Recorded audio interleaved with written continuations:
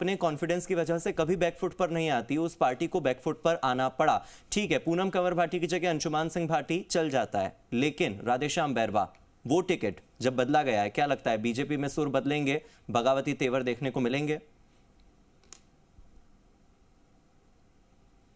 देखिए हार्दिक, दोनों टिकट पर बात करेंगे। जो अंशुमान सिंह भाटी का टिकट है वो मां का टिकट कट के बेटे के पास में गया है, इसलिए कोई बड़ी विचित्र बात नहीं है। दरअसल पूनम कंवर बहुत घरेलू महिला है, पूर्व सांसद महेंद्र सिंह की पत्नी है और देवी सिंह भाटी की पुत्रवधू हैं, घूंघट में रहती हैं और जो सामाजिक दायरा है, राजपूती परंपरा है, उसको देखते हुए बहुत ज्यादा मुखर वक्ता नहीं थी। पिछला चुनाव हार चुकी हैं कोलायत से, इसलिए भी देवी सिंह भाटी चाहते थे और देवी सिंह भाटी ने खुद ने नॉमिनेशन दाखिल किया था। आपको ध्यान होगा डमी कैंडिडेट के रूप में सहयोगी रौनक व्यास ने खबर भी दिखाई थी कि पूनम कंवर कैंडिडेट है या देवी सिंह भाटी। देवी सिंह भाटी ने भी खुद बीजेपी कैंडिडेट के रूप में नामांकन दाखिल किया था। अब अंशुमान सिंह भाटी का नामांकन दाखिल होगा। ये टिकट उन्हीं की रिक्वेस्ट पर, परिवार की रिक्वेस्ट पर बदला गया है। जहां तक आप बात कर रहे हैं राधेश्याम बैरवा 12 अटरू से जो टिकट बदला गया है, आप देखिए कि सारिका चौधरी को यह टिकट दिया गया था। सारिका चौधरी पहले जिला परिषद सदस्य रही है और जहां तक जानकारी है मेरी जिला प्रमुख भी रही है वहां पर, लेकिन उनके पास में सर्टिफिकेट नहीं था। ये एससी रिजर्व सीट है और उनके पास में एससी का सर्टिफिकेट नहीं था। जो पिछले दिनों सर्टिफिकेट बनने गया वो सर्टिफिकेट कैंसिल हो गया था और जाति प्रमाण पत्र एक बड़ी बाधा आ रही थी। तो पार्टी ने क्या पहले इसकी जांच परख नहीं की कि एससी रिजर्व सीट पे या एसटी रिजर्व सीट पे जब आप कोई नॉमिनेशन देते हैं, किसी को टिकट देते हैं, तो उस व्यक्ति के पास, प्रत्याशी के पास में कास्ट सर्टिफिकेट होना चाहिए।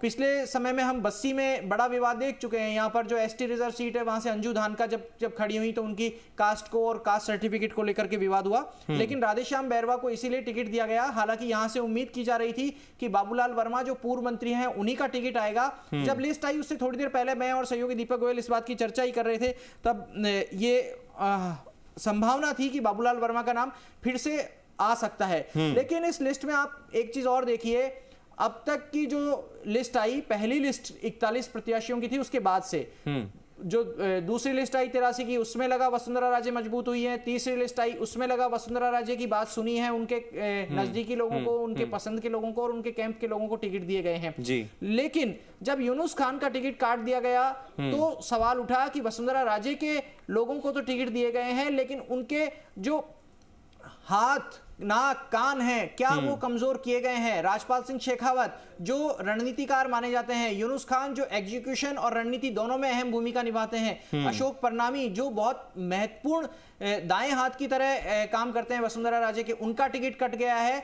तो क्या वसुंधरा राजे को पार्टी में तरजीह दी गई, लेकिन क्या उन्हें नख दंत विहीन शेर बना दिया गया है जिसके पास ना दांत है ना नाखून है, और पार्टी ने उनकी चॉइस के टिकट दे दिया, लेकिन उनके सबसे करीबी लोग जो हैं उनके टिकट काट दिए हैं। ये बिल्कुल शशि मोहन भवानी सिंह राजावत से लेकर कैलाश मेघवाल तक ऐसे कई नाम हैं जो नहीं दिखाई दे रहे हैं सूची में। कैलाश मेघवाल तो बीजेपी के वो एक उम्मीदवार थे जिन्होंने की सबसे ज्यादा वोटों के अंतर से जीत हासिल की थी, उनका नाम न होना भी कहीं ना कहीं चौंकाता है। लेकिन मेरे साथ मेरे सहयोगी निजाम जुड़े हुए हैं, निजाम का रुख कर लेता हूं। निजाम, एक और चौंकाने वाली चीज, अशोक परनामी का टिकट भी इस बार कट गया है।